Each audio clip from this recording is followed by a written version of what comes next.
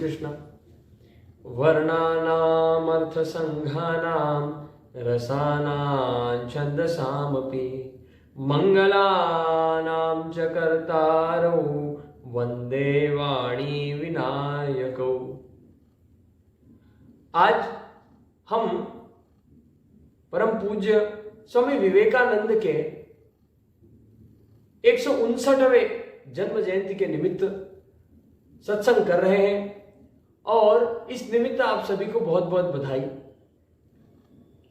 स्वामी विवेकानंद का नाम लेने के पश्चात हमारे सामने भगवे वस्त्र धारण किए हुए, भगवे रंग की पगड़ी पहने हुए और लहराते हुए उनके वस्त्र, इस प्रकार का चित्र हमेशा सामने आ जाता है। और स्वामी विवेकानंद कहने के बाद सबको उनका जो अतिशय प्रसिद्ध प्रसंग जो शिकागो का है वो उन सभी को ध्यान में आ जाता है। शिकागो के भाषण के बारे में जो सारी विशेष घटनाएं वहां पे घटी है वो हमारे को सामने ध्यान में आ जाती है। और सर्वोपरि बात तो यह है कि उस शिकागो के प्रसंग में जब वो श्रीमद् भगवत गीता जी का अद्वितीय वर्णन करते हैं तो वो तो अतुलनीय है। और इस प्रकार से इस महान और पुरातन संस्कृति का डंका उन्होंने समस्त जगत में बजाया। और ये सारा स्वामी विवेकानंद यह नाम सुनने के बाद हमारे मन मस्तिष्क में ये सारी बातें घूमने लगती है। ऐसी उस महान, अद्वितीय और अद्भुत पर्सनालिटी को, उस अद्भुत व्यक्तिमत्ता को हम नमन करते हैं। आज उनके 159वें जन्म जयंती के निमित्त कर्मयोगी संस्था के माध्यम से हम छोटा सा उत्सव कर रहे हैं और उस निमित्त से आपके साथ में यह सत्संग और वार्तालाप कर रहे हैं। तो आज उनकी जन्म जयंती होने के कारण हम उनका भारत के प्रति क्या भाव या उनकी क्या एक विजन, क्या एक ड्रीम, क्या उनका एक स्वप्न रहा और उन्होंने क्यों इस पदवी स्वामी विवेकानंद, उनका नाम तो नरेंद्र था, वो नरेंद्र से स्वामी विवेकानंद बनने की जो घटना है उसके बारे में और उनके कुछ प्रसंगों के बारे में चर्चा करेंगे। और उनके इस विजन को, इनके उस सपने को हम आज की समाज की व्यवस्था से जोड़ करके देखने का प्रयत्न करेंगे आज के इस सत्संग में। तो हमको तो ये सबको पता है कि परम पूज्य प्रातस्मरणीय स्वामी विवेकानंद के गुरु, जिनके लिए हम ये विशेषण वापर सकते हैं कि परम पूज्य रामकृष्ण परमहंस महाराज। रामकृष्ण परमहंस महाराज के पास कोई देख करके इसे बोलेगा ही नहीं कि इतने बड़े महान, क्योंकि जो दिखता है वही होता है, ऐसा नहीं है। महान व्यक्तियों की यह आदत सी रही है कि वो अपनी महत्ता को छुपाते, वो उसका जाहिर प्रदर्शन नहीं करते कि मैं बड़ा हूं, मैं बड़ा हूं। वो अपनी महत्ता को छुपाते हैं और उसमें से ही एक विलक्षण जो व्यक्तिमत्व है वो परम पूज्य प्रातस्मरणीय रामकृष्ण परमहंस महाराज का है। और एक बहुत ही प्रचलित प्रसंग है कि जब रामकृष्ण परमहंस महाराज को जाकर के स्वामी विवेकानंद पूछते हैं कि भगवान कहाँ है, मेरे भगवान की अनुभूति कराओ, भगवान कौन है, क्या है। और यह शायद साइंटिफिक लोगों के लिए बहुत रैशनल थिंकिंग का नहीं लगेगा उनको, लेकिन यह बात बहुत खरी है कि अपने चरण कमल से, अपने पैर से स्वामी विवेकानंद के छाती पर रामकृष्ण परमहंस ने ऐसे लात से मारा। और उसके बाद में स्वामी विवेकानंद ने कभी यह प्रश्न पूछा नहीं, क्योंकि उनको उस समय आत्मभूति हो गई, एनलाइटनमेंट हो गया, या उनको इस प्रश्न का, उनको तत्वज्ञान की प्राप्ति हो गई। हमको क्या लगेगा कि ये कैसी बात है, ऐसा कुछ होता है क्या, तो क्या लात मारा तो कुछ डाटा ट्रांसफर हो गया क्या यहाँ से यहाँ पे।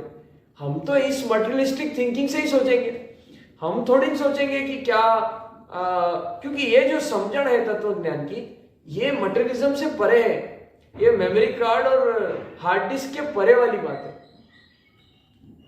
ये जो हमारे भारतीय परंपरा में गुरु शिष्य परंपरा के माध्यम से चलती आई हुई बात है, ये कोई किताबों में लिखी जा सकती है, प्रयत्न बहुत हुआ है और श्रीमद् भगवत गीता जी उसका most closest format of presentation in written format है।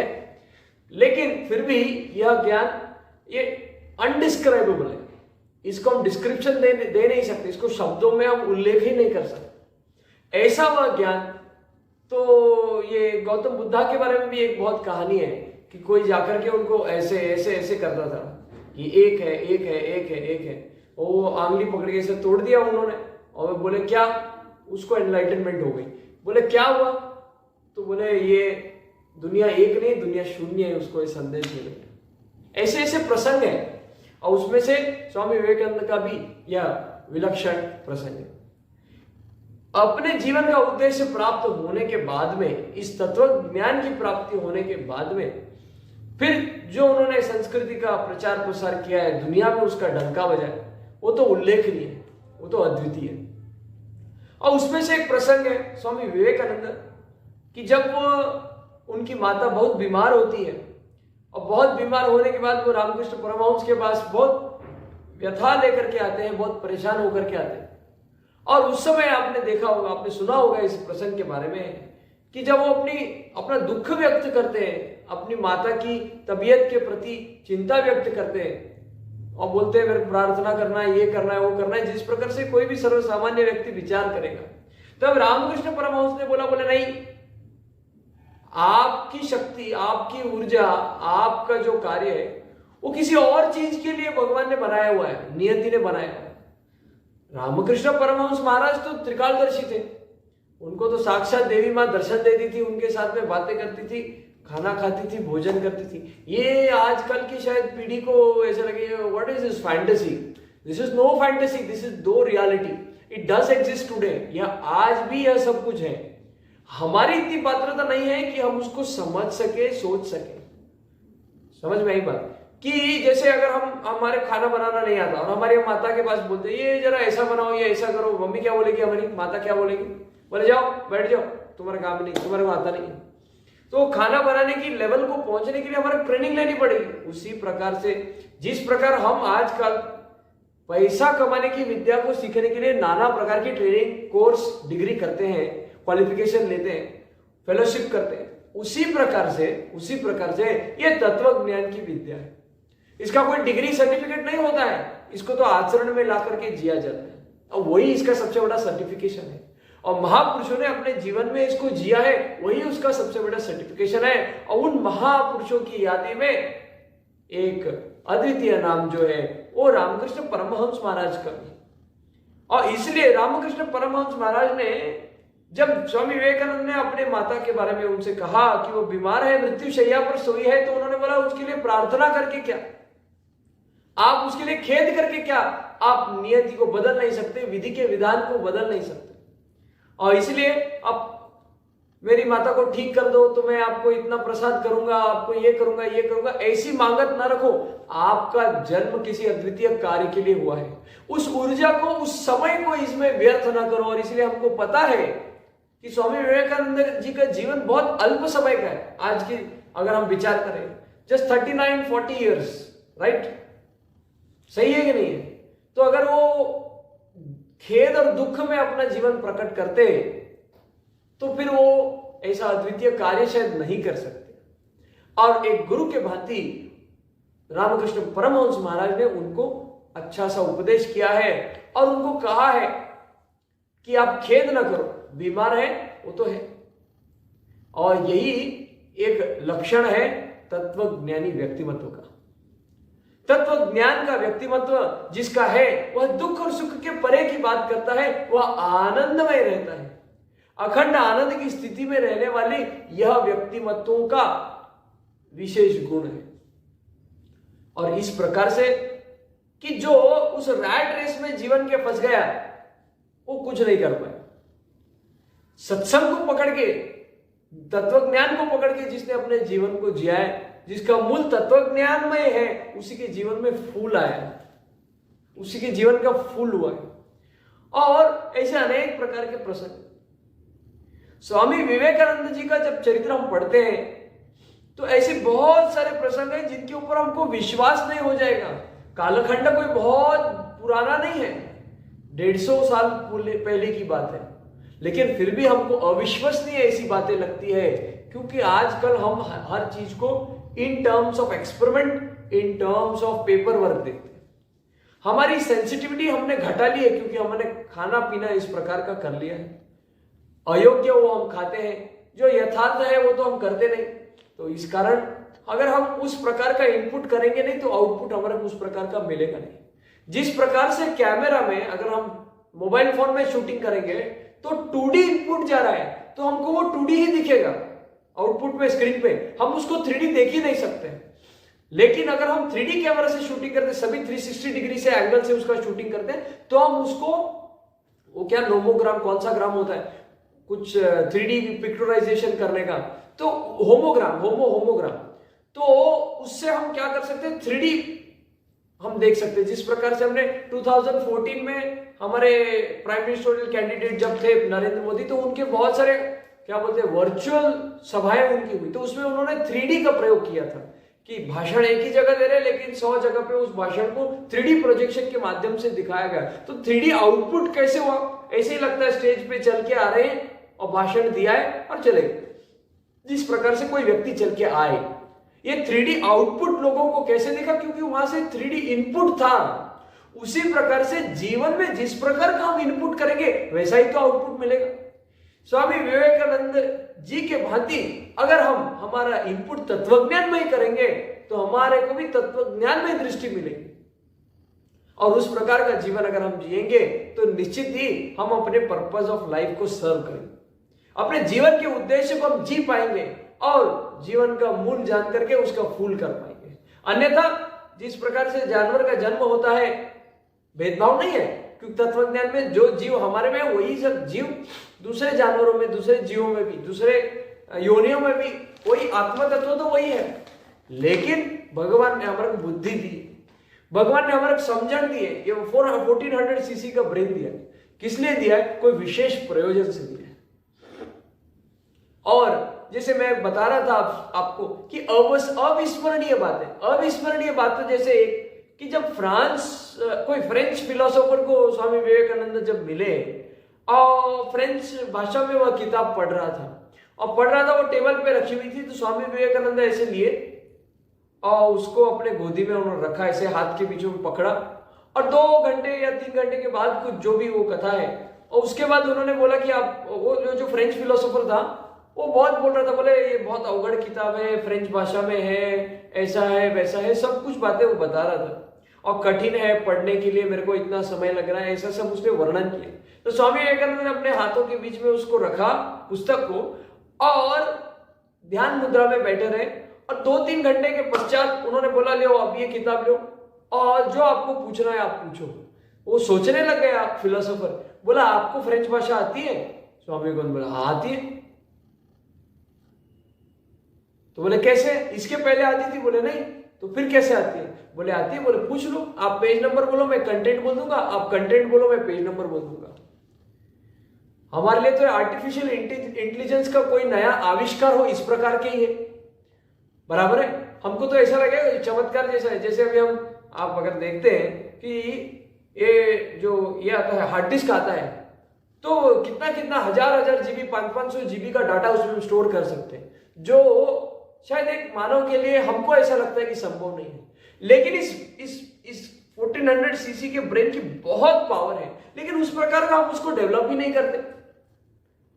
हजारों लाखों श्लोक जिन वेदों में, पुराणों में है, वो सब कंठस्थ कर करके अर्थ सहित उसका अर्थ बताने, ऐसी हमारी परंपरा रही है।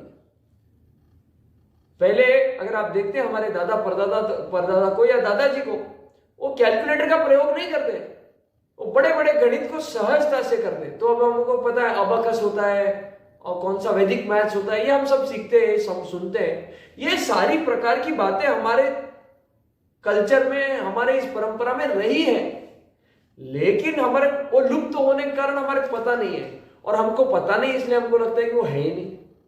और इस विषय में एक बहुत सुंदर प्रयोग हम करते हैं कि the things that we don't know, the things which we don't know, it doesn't mean that they don't exist. जो चीजों के बारे में हमको पता नहीं है, इसका यह अर्थ नहीं कि वो होती नहीं। और इस प्रकार से ऐसी अविलक्षण बातें हमको स्वामी विवेकानंद के जी के जीवन में देखने को मिलती है। उसमें से और दो प्रसंग मैं मुख्यतः आपको चर्चा में बतलाना चाहूंगा कि पहली बात तो जब स्वामी विवेकानंद एक बार वाराणसी गए, जो वो नरेंद्र थे, तो स्वामी विवेकानंद वाराणसी गए और वहां पे कोई देवी का मंदिर था, उसका दर्शन करने के बाद में वो वापस अपने स्थान को जा रहे थे और उस समय उस रोड के इर्द और गिर्द, उस पार और इस पार, एक तरफ क्या था, तालाब सा था, दूसरी तरफ ऊंची दीवार थी और ऐसे उस रोड से, उस मार्ग से वो जा रहे थे और उनके पीछे वहां वाराणसी में बंदर बहुत थे उस समय, अभी भी होंगे पता नहीं। तो बंदर थे तो उनके पीछे बंदर लग गए और स्वामी विवेकानंद डर गए थे तो भागने लगे बंदरों से, तो बंदर भी पीछे पीछे भागने लगे और स्वामी विवेकानंद पत्थर उठा के मारने की कोशिश करे तो बंदर भी पत्थर उठा के मारने की कोशिश करे, क्योंकि बंदर तो नकलची है ना, नकल करता है। स्वामी विवेकानंद डर गए, भागने लगे जोर से और मार्ग में कोई साधु बैठे थे, जोर से आवाज दिया, नरेंद्र। नरेंद्र एकदम अलर्ट हो गए, बोले किसने आवाज दी, मेरे को यहाँ कौन पहचानता है। अब बोला उसका, जिसने उन्होंने इंग्लिश में ट्रांसलेशन किया है कि don't get afraid of the monkeys, wait, stand against them, face them, they will automatically run, they will automatically run away. और इसका अपने जीवन में उन्होंने, ये उनके लिए लाइफ लर्निंग लेसन था कि उन्होंने बोला कि इससे मैंने ये सीखा कि don't run away from your problem. उसके लिए, उनके लिए उस समय बंदर ये उनकी समस्या थी और उन्होंने क्या सीखा, उन्होंने इस प्रसंग का उल्लेख शिकागो के अपने भाषण में भी किया है। उन्होंने कहा कि don't run away from the problems, face the problem and defeat the problem. और यही वाक्य हम डॉक्टर एपीजे अब्दुल कलाम जी के मुंह से भी सुनते हैं, जब उन्होंने अपने प्रसंग का, उनके विंग्स ऑफ फायर में उन्होंने लिखा, how should be a leader, a leader should work with integrity and succeed with integrity. He should face the situations, the problem should not become the captain of the person. The person should become the captain of the problems, face them, defeat them and succeed.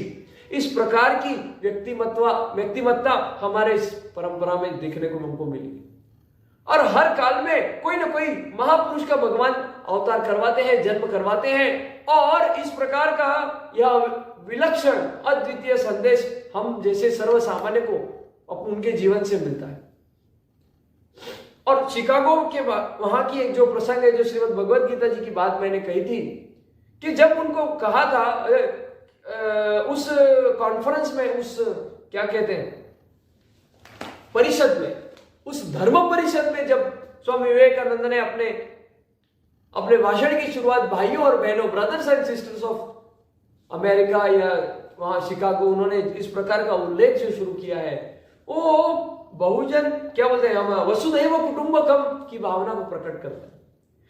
Our actions, our thoughts and our expression, माने speech, it all reflects what we are, with what background we come. हम क्या सोचते हैं, हम क्या कहते हैं, हम क्या करते हैं, यह हमको रिफ्लेक्ट करता है, हमको प्रेजेंट करता है, हमको प्रस्तुत करता है।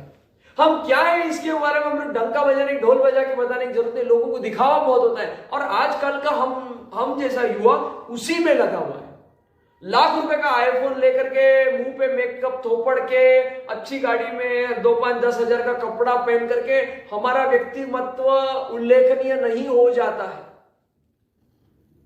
व्यक्तिमत्व उल्लेख, अरे भगवाधारी थे स्वामी विवेकानंद, लेकिन चरित्र बोलता है व्यक्ति का चरित्र बोलता है उसके विचारों से, उसके बोलने से, उसके काम करने की पद्धति से, शैली से, उसके गुणों से। Yes sir, good morning sir, ऐसे ओ सर, ये सर करने से कुछ नहीं होता। एक कैरेक्टर बिल्डिंग क्लासेस चाहे हम उतनी करें, विंस्टन चर्चिल कहते थे, I don't fear anyone but I fear the half naked फकीर ऑफ इंडिया, महात्मा गांधी जी के बारे में, क्योंकि उनका चरित्र बोलता था। उन्हीं स्वामी विवेकानंद को फॉलो करने वाले महात्मा गांधी थे। मर्यादा पुरुषोत्तम भगवान श्री राम को फॉलो करने वाले महात्मा गांधी थे। अपने जीवन को सत्यमय जीने वाले वो व्यक्तिमत्व थे। उसी प्रकार से उन महान व्यक्तियों के श्रेणी में उनका भी तो नाम है।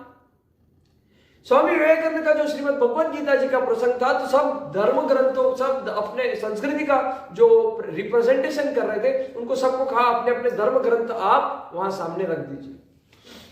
और जब रखा गया तो उसमें से फिलोसोफर को थोड़ा ऐसा था, तो उन्होंने पूछा स्वामी विवेकानंद को, स्वामी विवेकानंद सबसे पहले रख दिया, तो फिर बाकी सब लोगों ने अपनी किताब रखी, तो अपनी श्रीमद् भगवत गीता जी सबसे नीचे रखी गई। और तब उसने पूछा कि बोले, मतलब एकदम तुच्छ भावना से, एकदम कटाक्ष में बोले आपका धर्म ग्रंथ सबसे नीचे चला गया। तो उसका बहुत सुंदर उत्तर स्वामी विवेकानंद जी ने दिया, बोला कि यह सर्वधर्मों का मूल है, सबका बेस है, और फाउंडेशन और बेस तो नीचे रहता है, बेस पक्का इसलिए सारे टिके हुए। फिर उसने उठा करके उसको बीच में रख दिया, स्वामी श्रीमद् भगवत गीता जी को, पुस्तक को उन्होंने बीच में रख दिया। बोले अब तो स्वामी विवेकानंद जी ने सुंदर उत्तर दिया, बोला ये सभी धर्मों को जोड़ करके रखने वाला है। और सबसे ऊपर रखा तो बोला ये सबका डंका बजाने, सबसे सब संस्कृतियों में सर्वोपरि है, सर्व पुरातन है, कोई कंपैरिजन की बात नहीं है। लेकिन जितना व्यापक दृष्टि से विचार इस संस्कृति में और इस पुस्तिका में किया गया है, कोई इट्स नॉट ए बुक, ये भगवान की स्वयं की वाणी है, भगवान का स्वयं का उपदेश है। जीवन की कोई समस्या, कोई ऐसा नहीं है कि उसमें नहीं है। जीवन किस प्रकार से जीना चाहिए, कैसा हमारा आचरण होना चाहिए, ये सारी बात उसमें है। और इस प्रकार के अनेक प्रसंग है। इसमें तत्वज्ञान को जीने का एक और प्रसंग है। उस समय में अनटचेबिलिटी बहुत चल रही थी, कि ब्रिटिश का काल था 150 इयर्स बैक, और उस समय कोई बोले मोची के हाथ का खाइए नहीं हम, तो स्वामी विवेकानंद झट से बोले मोची के हाथ का जूता कैसे पहनते हो, उसमें भी भगवान है। ऐसे प्रकार की समझण होने के कारण, इस प्रकार का तत्वज्ञान उनमें होने के कारण ऐसी महान विभूति हो गए, ऐसी समाज में उन्होंने छाप छोड़ी। और फिर रामकृष्ण परमहंस मिशन, स्वामी विवेकानंद मिशन बेलूर मठ में, और इस प्रकार से विचारधारा चलती रही।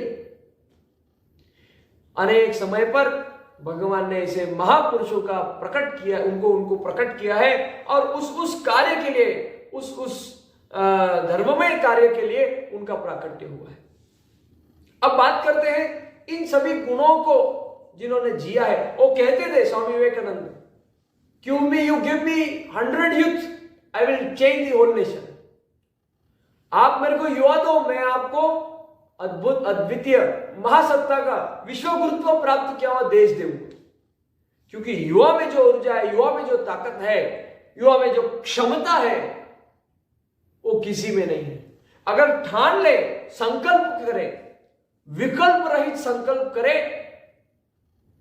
तो वो मराठी में एक वाक्य है जिसका अर्थ है कि अगर रगड़ के मिट्टी को रगड़े तो उसमें भी तेल निकल सकता है, जहां पे लात मारेंगे वहां पे पानी निकलेगा। इस प्रकार की मानसिकता, जो विकल्प रहित संकल्प हमारा मेंटालिटी, हमारा माइंडसेट होए तो काम होगा। धर्ममय भगवानमय कार्य होए तो निश्चित उसको सफलता मिलती है। निस्वार्थ कार्य हो, सेवा भाव का कार्य हो, राष्ट्र निर्माण का कार्य हो, तो निश्चित उसमें सफलता मिलती है। अरे तकलीफ तो सबको आई है, समस्या तो सबको आई है, और हर महापुरुष ने अपने जीवन में उस समस्या को टक्कर दे करके, उसका पराजय कर करके इस प्रकार का उदाहरण हमारे सामने रखा। हर सदी में, हर शताब्दी में, हर डिकेड में हमको ऐसे अनेक उदाहरण देखने के लिए मिलते हैं। उस प्रकार का जीवन स्वामी विवेकानंद ने जिया। लेकिन अगर हम उनकी सोच को, उनकी विचारधारा को देखें और आजकल के हमारे जीवन शैली को देखें, तो शायद बहुत बड़ा कॉन्ट्रास्ट और बहुत बड़ा गैप हमको दिखेगा।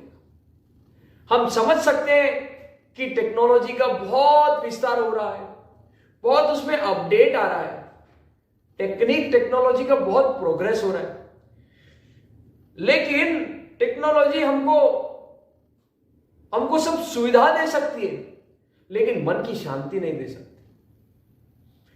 हम पैसे से पलंग खरीद सकते हैं, लेकिन नींद नहीं खरीद सकते। हम दवाई खा करके सो जाएंगे तो एक बार नींद आ जाएगी, लेकिन जो नेचुरल नींद की बात है, वो आप जिनको नींद नहीं आती, इंसोम्निया, उनको पूछो, बोले दवाई खा के नींद ठीक लगती है क्या? तो ये भोग वृत्ति से हमको योग वृत्ति में आना बहुत अति आवश्यक है। हमारी संस्कृति योग प्रधान है, उसी संस्कृति का प्रचार करने का कार्य स्वामी विवेकानंद महाराज ने किया है और उस यौगिक पद्धति को उन्होंने अपने जीवन में जिया है। अरे वो अगर हम हमारे दृष्टि से देखते, I am now 25, I should get married, I should have children, इस प्रकार की बुद्धि भोग प्रधान बुद्धि ना हो। शादी करना कोई गलत नहीं है, लेकिन उसके पीछे का भाव हमारा भोगमय नहीं होना चाहिए।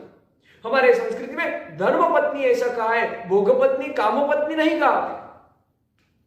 जो धर्ममय आचरण करे, जो जब उसका पतिदेव धर्म से भटक जाए, कोई व्यसन वासना करे, उसको धर्म के मार्ग पर पकड़ करके लाए, तो दोनों मिलकर के 1+1, वो बोलते ना 1 और 1 2 नहीं होते, 1 और 1 11, उस प्रकार का जीवन जी सकते। ऐसे असंख्य उदाहरण है। बहुत सारे महापुरुषों ने शादी ब्याह करके अपने जीवन का कार्य किया है, लेकिन उसके लिए एकदम तलवार की धार के ऊपर चले ऐसा काम है। मन में विचार में भोग नहीं आना चाहिए। अगर हम भोग में अटके हुए हैं, वस्तु भोग हो, संभोग हो, कोई भी प्रकार का भोग हो, तो हम कार्य नहीं कर पाएंगे, हम अपने उद्देश्य से भटक जाएंगे और उसी विशेष साइकिल में घूमते घूमते हमारे जीवन का अंत हो जाएगा। फिर वही 84 लाख योनि में भटकते भटकते भटकते भटकते हम आए, अपने जीवन का उद्देश्य भूल गए। महापुरुषों का यह लक्षण रहा है कि वह अपने जीवन को बहुत स्ट्रेट फॉरवर्ड जीते। वो कोई कंफ्यूजन नहीं रखते, ये है तो है, नहीं है तो नहीं है, करना है तो करना है, नहीं करना है तो नहीं करना है। उसमें बहानेबाजी नहीं होती है। जहां बहाने हैं, जहां विकल्प है, वहां संकल्प कमजोर हो जाता है। विकल्प रहित संकल्प, यह सारे महापुरुषों की नियत रही है, नीति रही है और व्यक्तिमत्व उनका इस प्रकार का रहा है। और यही बात हम स्वामी विवेकानंद के जीवन से देखते हैं। अरे युवा अवस्था में उनके बारे में वर्णन किया जाता था कि उनका कंसंट्रेशन इतना अद्भुत था, इतना उच्च कोटि का था कि एक बार पढ़ लिया तो वापस वो पन्ना किताब का फाड़ करके रख देते थे, फिर पढ़ने की जरूरत नहीं पड़ती थी। इस प्रकार की मानसिक शक्ति भगवान ने हम सभी को दी है। हमने कुछ अंश में क्यों ना हो, लेकिन इस दिशा में प्रयत्न करना चाहिए। हम कहां पढ़ते हैं? हम पढ़ते हैं एग्जाम के लिए, हम पढ़ते हैं IMP इंपॉर्टेंट का लिस्ट, हम पढ़ते हैं परीक्षा पास होने के लिए। ज्ञान बुद्धि से न पढ़ने के कारण, भोग वृत्ति से पढ़ने के कारण हमारा जो भविष्य वो धोखे में, हमारा भविष्य, हमारे इस काम का परिणाम समाज के ऊपर क्या होगा वो तो बहुत दूर की सोच है, लेकिन वो हमारे ऊपर क्या होगा वो बहुत प्रथम बात है। खुद के लिए खड्डा खोदने समान जैसा कार्य है। ज्ञान और भक्ति कोई दिन व्यर्थ नहीं जाता है, व्यक्ति को ज्ञान होना अति आवश्यक। लेकिन हमारी इस जनरेशन का क्या कार्य हो गया है कि हम बहुत संकुचित सोच वाले हो गए हैं, बहुत नैरो माइंडेड, हमारा जो स्पेक्ट्रम है बहुत नैरो हो गया। एंटरटेनमेंट मतलब क्या? पिक्चर देखने के लिए, खाना खाने के लिए, बाहर पार्टी करने के लिए, नाइट आउट किया, घूमने के लिए, तो ही उसको एंटरटेनमेंट हो गया। एंटरटेनमेंट की भाषा मार्केट के हिसाब से चल रही है, मॉब साइकोलॉजी के हिसाब से चल रही है। हम अपने मन मस्तिष्क का प्रयोग नहीं कर रहे और इसलिए अपने लिए, खुद के लिए हम खड्डा उसमें खोद रहे हैं। हमारे बुद्धि का बाजारीकरण ना हो, हमारे मन के ऊपर बाजार का दबाव ना हो। हम अपने मन के राजा हैं, हर प्रकार का इनपुट हमारे पास होए और उसमें अपने बुद्धि का, विवेक का प्रयोग कर करके हम उसमें चॉइस करें। अंग्रेजी में कहा है, we are free to choose but not free from the consequences of our choice. हम चॉइस करने के लिए तो फ्री है, लेकिन उसमें उसका जो कॉन्सिक्वेंस होने वाला है, परिणाम जो होने वाला है, वो भोगने की हमारी तैयारी होनी चाहिए। और इसलिए इस बात को हम समझ नहीं रहे, क्योंकि अभी हमारे लिए सब व्यवस्था है, हमारे खाने पीने की व्यवस्था है, ये व्यवस्था है। हम ये भूल जाते हैं कि हमारी चॉइस नहीं है। हम अपने माता पिता के पैसे पे अय्याशी अगर कर रहे हैं तो हमारी चॉइस नहीं है। हम जिस घराने में हमारा जन्म हुआ है वो हमारी चॉइस से नहीं हुआ है, हमारे पूर्व कर्मों के कारण हुआ है, हमारे पूर्व कर्मों के कारण हुआ है, लेकिन वो हमारी चॉइस नहीं है। और इसलिए उसके लिए मन में हमेशा भगवान के प्रति धन्यवाद की भावना होए और आगे जीवन में सेवा का कार्य। अगर हम उससे भटक गए तो हमारा भविष्य बहुत ही, बताने की जरूरत नहीं, गड़बड़ में हो जाए। इसलिए स्वामी विवेकानंद के जीवन चरित्र को अगर हम देखते हैं, कोई नॉवल पेज से पढ़ के खत्म कर दिया ऐसा नहीं है। महापुरुषों का जीवन आचरण करने के लिए, उनके जीवन में से सीख लेकर के, समझ लेकर के अपने जीवन में उतारने के लिए उनका जीवन है। महापुरुषों की आदत रही है, व्याख्यान तो वो करते हैं लेकिन उसी प्रकार का जीवन जी करके, वह एक उदाहरण हमारे सामने स्पष्ट रख कर करके, उन गुणों को जी करके वो हमको सिखाते हैं। अगर हम कोई भी उदाहरण देखें तो उसी प्रकार का है, और उसी महान श्रेणी के, उसी महान परंपरा के एक उदाहरण स्वामी विवेकानंद जी भी है। अल्प आयु में 39 इयर्स में तो हम क्या करते हैं, आप सोच करके देखिए। अब मेडिकल फील्ड की बात की जाए तो 30 साल तक तो, 32 साल तक तो उसका क्या बोलते हैं, मास्टर्स की डिग्री में सुपर स्पेशलिटी एसएस वो करने में 30-32 हो जाता है। फिर वो कहीं ज्वाइन होता है, सेट, वो भी एक झटके में आया तो, अब फिर वो खुद को मार्केट में सेट करता है। अगर उसका कोई मेडिकल बैकग्राउंड नहीं है, डॉक्टर बैकग्राउंड नहीं है, वो खुद को सेटल करने में 5-7 साल उसका जाता है। तब तक उसके बच्चे 10-15 साल के, 18-20 साल के, उस प्रकार 18-20 तो नहीं, 10-15 साल के हो जाते, फिर उनको बढ़ाने में वो लग जाता है। कहने का मतलब है उसमें ही अपना जीवन, कोई गलत कार्य नहीं है, लेकिन वह कार्य भोग वृत्ति से अलग होना चाहिए, मटेरियलिज्म से अलग होना चाहिए, तो उस कार्य को कुछ महत्ता है। और इसके लिए सीख अगर हमको चाहिए तो ऐसे महापुरुषों का जीवन अपने जीवन में उतारने से हमारे जीवन का फूल निश्चित होगा। तो हमारी जो भोग वृत्ति है उसको बाजू में रख करके, अरे एक युवा, the biggest resource a nation can have is the youth resource, the human resource. बस बात इतनी सी है कि मानसिक दिशा दर्शन उसका अगर सही होगा तो उस देश को कोई पराजित नहीं कर सकता। एग्जाम का पेपर फूट जाता है, परीक्षा के पहले हम आईएमपी प्रश्न करते, ज्ञान व्यवस्थित प्रकार से अर्जित नहीं करते। इस प्रकार की घटनाओं को सुन करके 10वीं का क्या, बोर्ड का क्या इंपॉर्टेंस कुछ नहीं, खाली 11th-12th का एग्जाम हो तो प्राइवेट में कहीं पैसा देकर के एडमिशन, 1-2 लाख रुपए देकर के एडमिशन ले लो, कॉलेज जाने की जरूरत नहीं, हम तुम्हारे नंबर दे देंगे। 12th बोर्ड का कुछ सिग्निफिकेंस नहीं, सब एंट्रेंस एग्जाम से होता है। इस प्रकार की मानसिकता हमारे पतन का बहुत एक्सप्रेस हाईवे, राजमार्ग है, हमारे पतन का बहुत राजमार्ग है। अरे कॉम्पिटिटिव एग्जाम से हम मार्क्स ओरिएंटेड हो जाते, नॉलेज ओरिएंटेड नहीं रहते। कॉम्पिटिटिव एग्जाम कोई गलत नहीं है, लेकिन उसके पीछे की हमारी पढ़ाई करने की मानसिकता बहुत ही विनाशकारी है। उस कॉम्पिटिटिव एग्जाम को पास करके उस फील्ड में, उस डिग्री के लिए वो लड़का या वो विद्यार्थी वो आ जाते हैं, लेकिन उसमें करना क्या उनको पता नहीं है, क्योंकि विजन क्या था, सीट निकालना है, सीट निकाल लिया, फिर करना क्या है पता नहीं। फिर इधर आके क्या करते, जैसा भटक जाते, जैसे सब करते वैसे करते। और इस प्रकार से अपने जीवन का उद्देश्य जिसको पता नहीं है, वो किस प्रकार से समाज का कोई व्यक्ति वो मार्गदर्शन कर पाएगा, किस प्रकार से लोगों को जोड़ पाएगा। फिर जोड़ देगा पिक्चर, चल पिक्चर के, अरे पिक्चर हमारे जीवन बहुत अल्प समय के लिए है, हर एक क्षण हमारे लिए महत्वपूर्ण है, उसकी प्रोडक्टिविटी को हमने जांचना चाहिए। सोशल मीडिया में तो हम इस प्रकार से लथपथ डूबे हुए हैं, इतने क्षणभंगुर हम हो चुके हैं। महापुरुष निश्चित ही अपने अपने जगह से इस अवस्था को देख करके निश्चित खेद करते होंगे और सोचते होंगे कि हमने किस प्रकार का जीवन जिया था और ये किस प्रकार का जीवन जी रहे हैं। हमारे फ्रीडम फाइटर्स ने हमको फिजिकल आजादी, फिजिकल हमको फ्रीडम तो उन्होंने दिलाया, लेकिन इस मानसिक गुलामी जिसमें हम अभी जी रहे हैं उसका क्या किया जाए।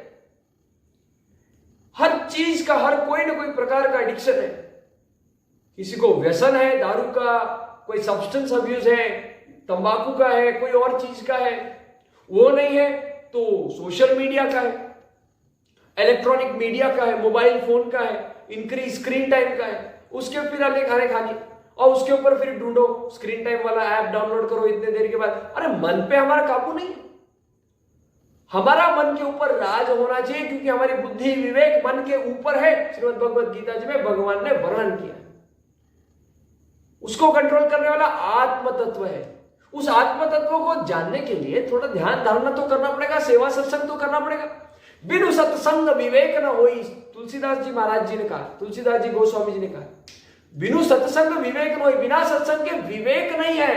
विवेक नहीं है तो समझन नहीं है, मतलब, और समझन नहीं है तो मन के पीछे पीछे डोलते डोलते मन डुलता है, हम डुलाते हैं और अपनी नैया को डुबाते हैं।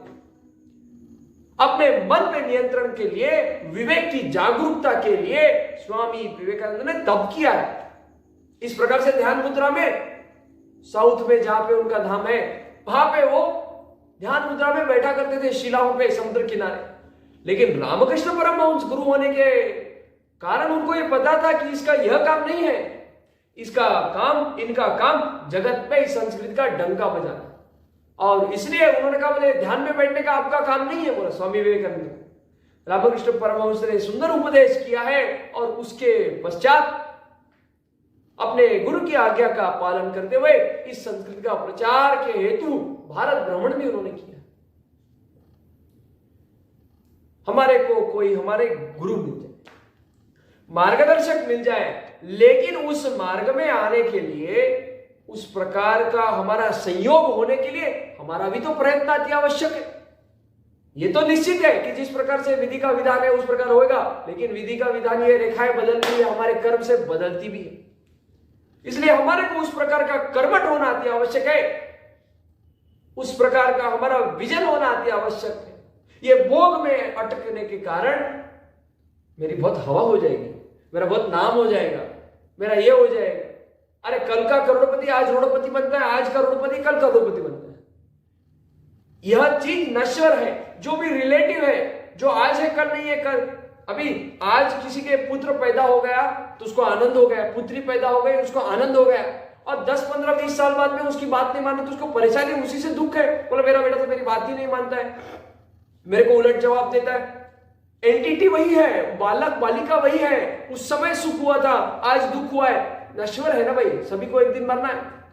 जो चीज रिलेटिव है वो नश्वर है, जो अविनाशी है वही सर्वोपरि ज्ञान है, वही सर्वोपरि तत्व है, वो तत्व ज्ञान है। और इस आत्म तत्व के कारण हमारा सारा सत्संग है। उस आत्म तत्व को जागरूक करने के लिए 3 मार्ग भगवान ने बताए हैं, कर्मयोग, ज्ञान योग, भक्ति योग। स्वामी विवेकानंद ने ज्ञान योग का मार्ग किया है, कर्मयोग का मार्ग किया। स्वयं को जाना है, आत्मभूति उनकी, आत्म अनुभूति उनकी हुई है, और तत्पश्चात कर्मयोग के माध्यम से अपना काम करते करते उन्होंने 39, मतलब 39 साल की उम्र में, ये शायद 42 शायद है, क्योंकि ये जो मैथमेटिशियन रामानुजन थे उनका भी उम्र 39-40 है। तो इस छोटी अवस्था में उन्होंने फिर अपने देह का त्याग किया है, महासमाधि ली है।